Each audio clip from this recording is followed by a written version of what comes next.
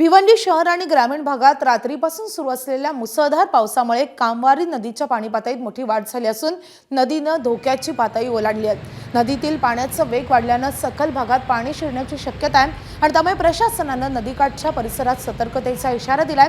नदी नाका, शेलार, म्हाडा कॉलनी, ईदगाह रोड, बंदर मोहल्ला, तांडेल मोहल्ला आणि खाडीपार परिसरातील नागरिकांना सतर्कतेचा इशारा देण्यात आलाय। दरम्यान या सगळ्या परिस्थितीचा आढावा घेतलेला आहे आमच्या प्रतिनिधींनी। आपण पाहूयात।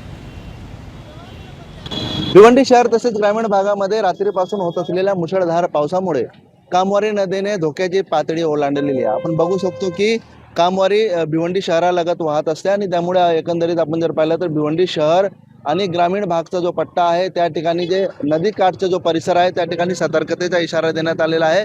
मोठ्या प्रमाणात नदीची पातळी जी आहे ती वाढलेली आहे आणि त्यामुळे नदी काठच्या परिसरात सतर्क राहण्याचे इशारा जो आहे तो प्रशासनाकडून देण्यात आला आहे। आपण बघू शकतो की अनेक वाहनं जी आहेत या ठिकाणी पाण्यामध्ये बुडालेली आहेत।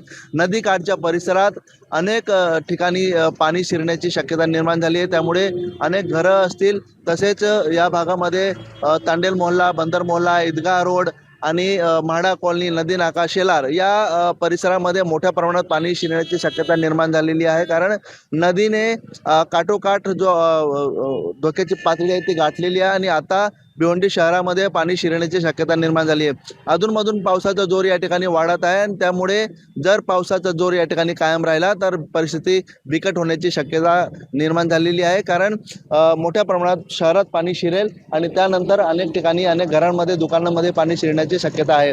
त्यामुळे पावसाचा जोर जर कायम राहिला तर परिस्थिती अजूनही बिकट होण्याची शक्यता आहे।